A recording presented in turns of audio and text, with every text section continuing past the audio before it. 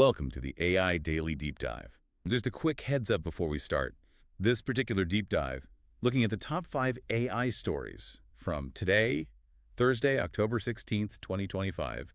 It was actually researched and put together entirely by AI. That's right. Our job here is to guide you through it, make sense of the facts from the sources, and really focus on what it means for you. Exactly.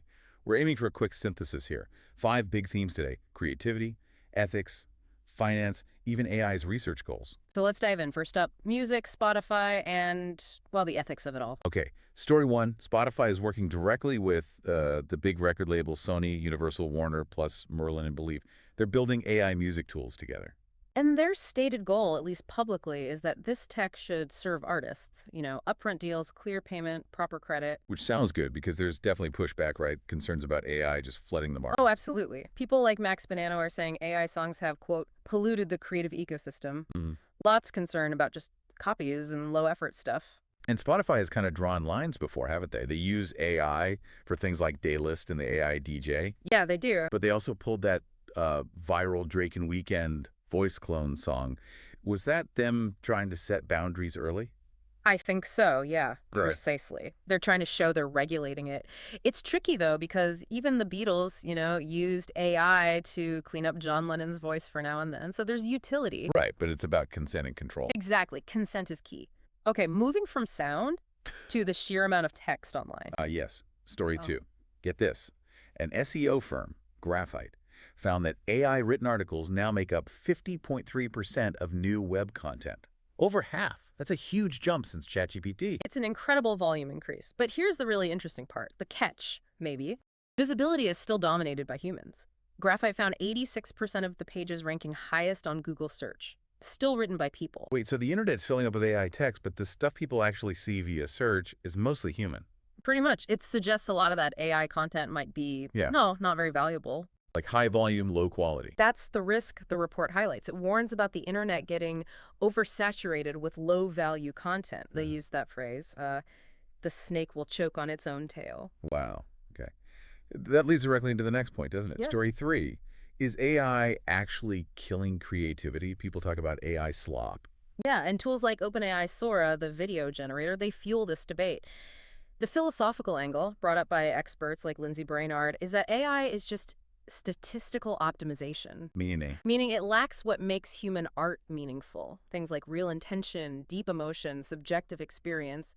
AI is pattern matching, essentially, not feeling.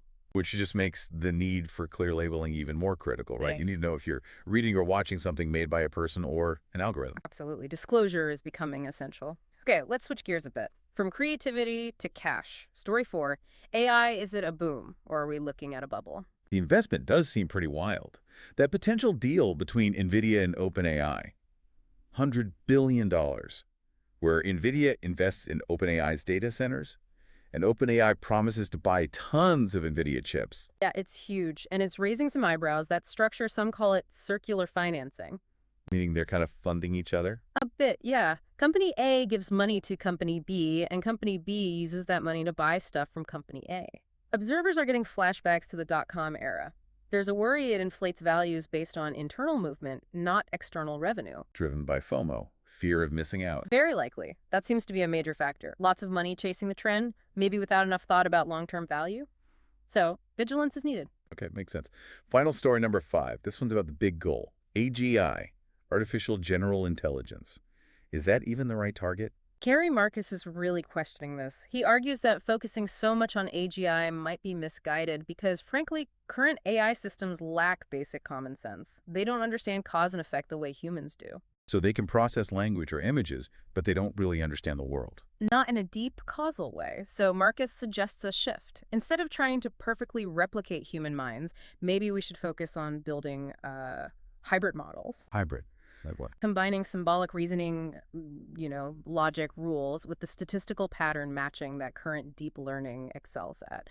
Making AI more reliable and understandable rather than just chasing this vague AGI dream. Build systems we can trust and interpret, basically. Not just black boxes aiming for human-level smarts. Exactly. And maybe that ties everything together. How so? Well, think about all 5 stories. Music rights, web content, creativity, finance, research goals. They all seem to boil down to one core tension, a fundamental choice you need to think about. Okay. Are we prioritizing human consent, human meaning, and maybe human control? Or are we prioritizing algorithmic scale, statistical output, and sheer volume? Which path will ultimately shape the AI future? That's the big question hanging over all of this. That's a really powerful thought to leave our listeners with. All right, that wraps up our deep dive for today. Thanks for joining us. See you next time.